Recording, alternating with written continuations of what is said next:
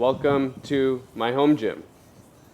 Well, I'm actually just using a bench and a dumbbell that I got from the apartment I live in, the gym here, and a cushion and a chair from the leisure area.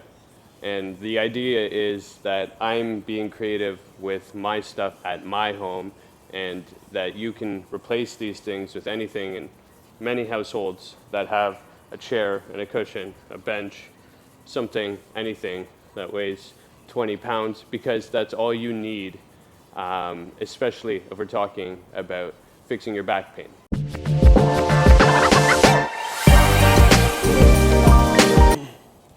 The modified pigeon, or the pigeon progression, I'm not really good at naming exercises.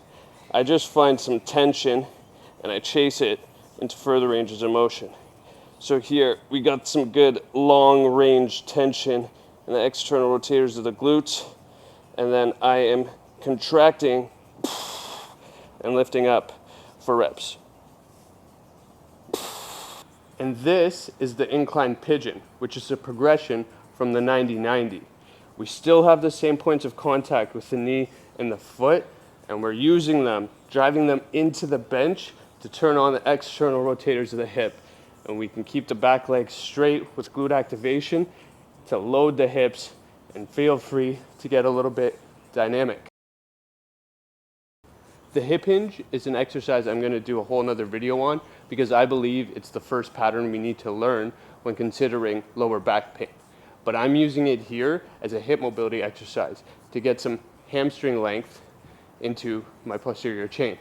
Now, we can do these for volume, but once it becomes more and more comfortable and we want to increase range of motion, I like straddling one foot to the right and swiveling it onto my toe. Now I'm loading the single leg. This is great for evening out imbalances and focusing on more range of motion. And I'm going to even it out with a couple reps on the other side.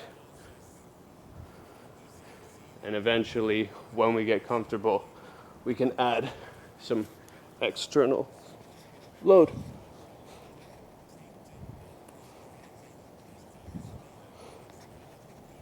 Now moving to the anterior side of the hip flexors, we're going to do the modified couch, or maybe the full range couch. I don't like using my name too much. It's a little bit egotistical, but it applies a lot to what I do. So getting our toe against the wall, squeezing our glute, activating our glute so that our hip is forward and down, keeping our back up, and then I like adding load and doing some lunges. Getting long, firing the hip forward and down. Okay, not flaring our back, our rib cage up, and extending our back, keeping this tight. Some tension in our tummy. That's a great stretch. Chasing some long range tension in the hip flexors. So this, do a couple more here, is a progression to the couch stretch, and I'll let you see here what it started as. Literally a half kneeling transitional position stretch. Toe is dug into the ground so I could scoop my glutes underneath me and get some tension here. This is where it started. This was all good for me when I was going through back pain. Just sitting here, keeping some tension in the abs and not flaring our rib cage up and just squeezing the glute. This was enough. I would get tall by reaching my hand to the sky to get into the psoas here, which attaches to the lumbar spine. I'd do a little side bend to get a bit longer, and I'd get a bit dynamic. So that same lunge I was doing against the wall, I would squeeze the glute, lay the hip forward, down, keeping toes dug in underneath me, and then I would open up my stance a bit, go at a different angle. So the progressions, you can see how we start at a really attainable level, but you can keep going endlessly. And then an area that we might be forgetting when it comes to hip mobility is the groin, the medial portion of the hip. Medial being middle, inside, distal being outside. So we get into a wide straddle and we want to keep our feet planted, and we want to do a Cossack squat, both feet staying planted, hamstring covering calf. Go to the other side, hamstring covered calf, foot stays planted. Sometimes a little bit of load helps us get deeper. Okay, this is a Cossack with some bias for the groin because we're keeping our feet planted and getting some good tension into the medial portion of the groin. So it doesn't have to start like this. You can elevate your foot, which would become easier, but my starting point in spinal freedom is taking a hand and knee, foot still stays planted, and we just get some good tension by rocking back and forth here. This was all I could bear when I was going through back pain, but that's what got me out of it, on the path to getting out of it. So the hips become a really crucial point when it comes to back pain, and the reason I'm doing this follow-up video to the previous hips and back pain video is because a question came to mind, which was how much hip mobility do we need? Which is a fantastic question that I couldn't really figure out when I was going through back pain. And the answer is it's specific to you. So what I would say minimally, so that we aren't experiencing back pain, is that we have enough hip range of motion so that we can live functionally well. And what does that mean? It basically means that I want you to function in your day-to-day life, whatever that may be, well, without feeling pain. So for me, I could barely walk. Walking was difficult. Running, jumping, forget about it. That would just jam up my lower back. So it came to the point I had to address this. And when I look back at it, I forgive, but I don't forget so easily. And many people that were telling me I couldn't, I'd have back pain forever. Some of the words that came up was, oh, you're gonna have that forever. It doesn't go away. And I didn't really, I didn't forget those things. And it took me a bit of time to achieve some of these hip mobility standards, which I progressed a long way.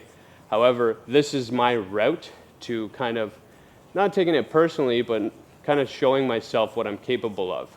And I don't know about you, but this is all with minimal equipment. You just need the tools and the know-how to do this stuff and then progress it accordingly. And I'm not sure how many of the doctors, physios who told me I would need surgery or I would have chronic back pain my whole life can do some of the hip mobility stuff I can do. So for me, it was a way to show myself what I'm capable of, that I don't have to live in pain. And on the extreme end of that, I can have incredible hip mobility and I can be in the best shape of my life and not even worry about back pain. So that was my response to being told at a young age that I would have chronic back pain for the rest of my life. These are easily doable, scalable for yourself, for anyone who's going through it. If I can do it, you can do it. And after that, I want to continue chasing further extreme ranges of motions. So I can't do it fully, but I could probably get down into a pretty deep front split.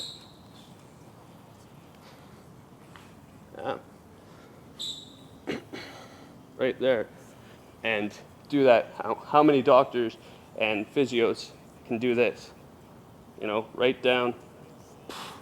And I think it's a target of mine to continue pursuing more and more hip mobility because it's helped me quite a bit, yes.